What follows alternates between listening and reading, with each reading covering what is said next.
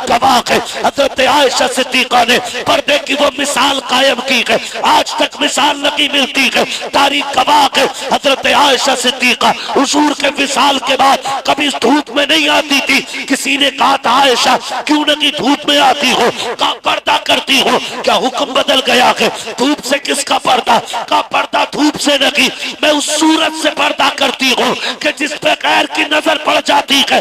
पता अगर नबी की बीवी का पर्दा ऐसा है तो तेरी मेरी बेटी को पर्दा कैसा करना चाहिए? तो मैं नौजवानों से कह रहा रिश्ते में डिमांड नहीं करेंगे ना इंशाअल्लाह।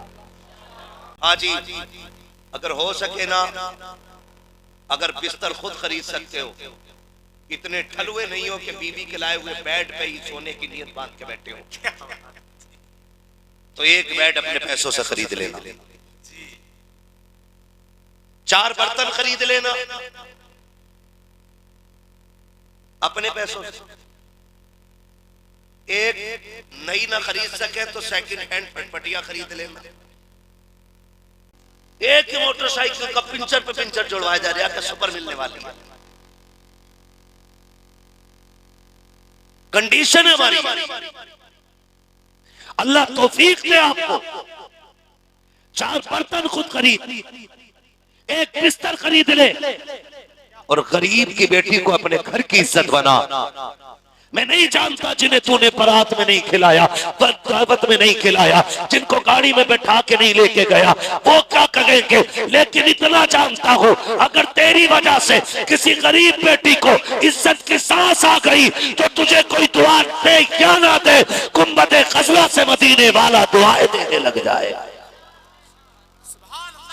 हुजूर की दुआएं मिलने लगेंगी। काम ऐसे करो, आज बेटियां बोझ हो गई, आज बेटियां बोझ हो गई है, तो इतना आसान कर दो निकाह के बेटियां फख्र से कहें कि रब ने हमें हुजूर की उम्मत पैदा कर दिया है।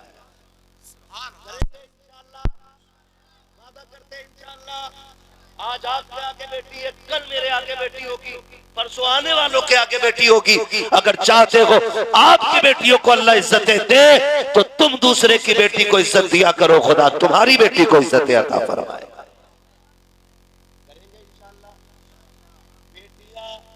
रहमत होती हैं और बेटे नेमत होते हैं। जी बेशक बेशक। बेटियां रहमत होती हैं और बेटे नेमत होते हैं। नेमत का हिसाब होगा, रहमत का हिसाब, रहमत का हिसाब।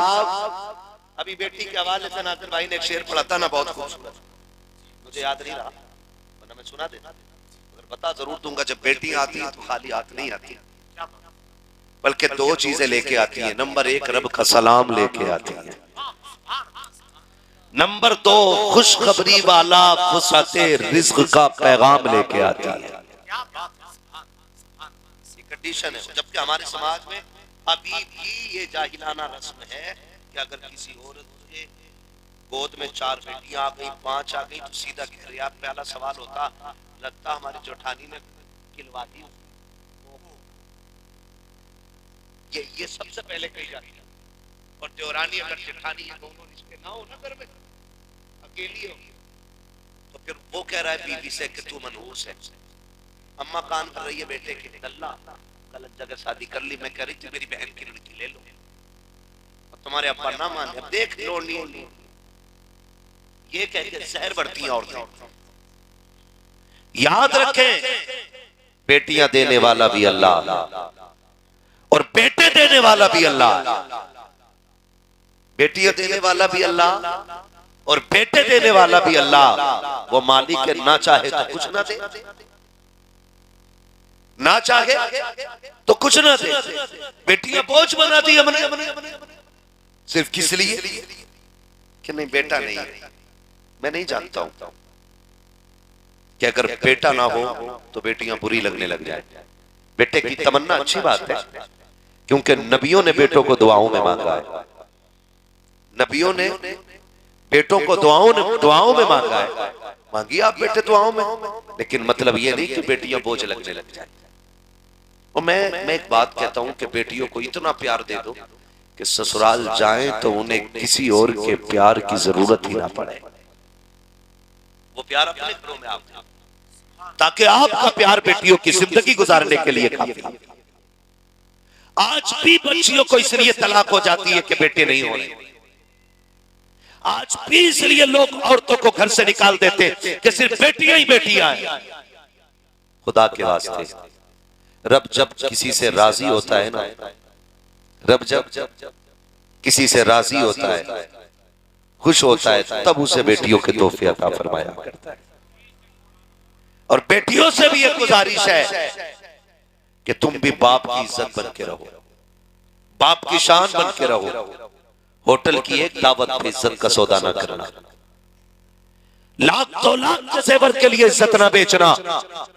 तेरी इज्जत इतनी कीमती है कि जमीन और आसमान की सारी दौलत एक पल्ले में रखी जाए और किसी बेटी की इज्जत दूसरे पल्ले में रखी जाए, पूरी दुनिया की दौलत एक बेटी की इज्जत की बराबरी नहीं कर सकती। लेकिन फैशन तो अमीर ने बना दिया, तो अब बेटियों को क्या बुरा लगा?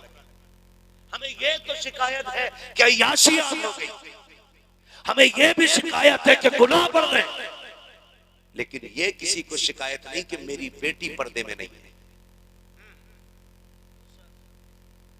ये कोई नहीं सोच रहा है कि मेरी बेटी पर्दे में क्यों नहीं।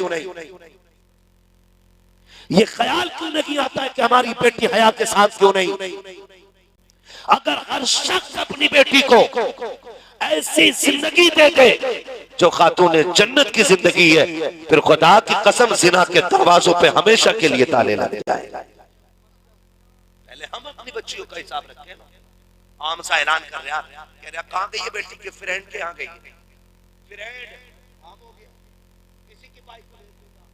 अभी पिछले दिन एक खबर शाये हुई थी कि एक साहब की बीवी किसी के साथ भाग गई।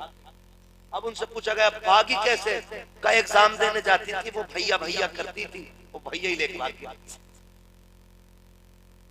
अखबारों में मौजूद हो गई है भैया। और जब कोई अक्लमंद समझाए कि भाई बेटी ये पर्दे से रख, कह रहा तुम्हारे ख्याल गंदे हैं। मुझे अब्बा कहता है, मुझे खालू कह रहा है, मुझे चचा कह रहा है, मुझे बड़ा अब्बू कह रहा है। खुदा का वास्ता दे के कहता हूँ, खुदा की कसम, अगर कोई भाई बहन को पर्दे के लिए कहता है तो उसकी इज्जत पे उंगली नहीं उठाता है। अगर कोई बीवी से पर्दे में रखने की बात करता है तो उसके किरदार पे शक नहीं करता है। खुदा की कसम, अगर शक की बुनियाद पे पर्दे का हुक्म होता तो ला के दिखा एक बेटी जो फातिमा ज़हरा जैसी हो, एक बीवी ला के दिखा जो सैयदा आयशा सिद्दीका जैसी हो, एक शोहर ला के दिखा जो मेरे नबी के जैसा हो। आका करीम ने अपनी बेटी को बुला के कहा था, फातिमा मेरे बाद पर्दा कैसे करके दिखाओगी? तब मेरे नबी की शहजादी ने कहा था, पापा जी आपके बाद तो जीने का तसव्वुर ही नहीं है, पर्दा इससे भी ज्यादा करूंगी। फिर आपने अपनी शरीक हयात, अपनी चगीती लाडली बीवी हजरत आयशा सिद्दीका को आपने आवाज दे के कहा, या आयशा लब्बैक या रसूल अल्लाह, आयशा तुम बताओ पर्दा कैसे करोगी? कहा महबूब जितना पर्दा आपके दौर में किया है इससे ज्यादा पर्दा मैं आपके बात करके दिखाऊंगी। तारीख गवाह है, हजरत आयशा सिद्दीका ने पर्दे की वो मिसाल कायम की है, आज तक मिसाल नहीं मिलती है। तारीख गवाह है, हजरत आयशा सिद्दीका हुजूर के विसाल के बाद कभी धूप में नहीं आती थी। किसी ने कहा था आयशा क्यों नहीं धूप में आती हो? का पर्दा करती हो? क्या हुक्म बदल गया है? धूप से किसका पर्दा? का पर्दा धूप से नहीं, मैं उस सूरत से पर्दा करती हूँ कि जिस पे गैर की नजर पड़ जाती है। बता, अगर नबी की बीवी का पर्दा ऐसा है तो तेरी मेरी बेटी को पर्दा कैसा करना चाहिए? आज पर्दे हमारे घरों में नहीं। कह रहा भाई मसला ये है, नौजवान नस्ल बिगड़ रही है। जब लड़कियां फ्री होंगी तो लड़कों को कौन रोकेगा? पहले बच्चियां कंट्रोल करेंगे इंशाअल्लाह, करेंगे इंशाअल्लाह। आपकी बच्ची घर के बाहर जा रही है, जिम्मेदार के साथ जाए, और जब आए तो वापस हिसाब लो, बेटी इतना वक्त कहां लगे? और भरोसेमंद के साथ भेजना जिस पे एतमाद हो, वरना घर की इज्जतें चली जाती है, किसी पे फर्क नहीं पड़ता है। करेंगे ना इंशाअल्लाह ये काम। अपने घरों में पर्दा आम करो और दुनिया को बता दो, हम फैशन के लिए नहीं आए, हम तो दुनिया में आए ही हुजूर के लिए। करेंगे इंशाअल्लाह सारे लोग। अपने बहन बेटियों की रखवाली खुद से करें। अब कोई मुहाफिज नहीं है, अपनी बच्चियों की हिफाजत हमें खुद करनी है।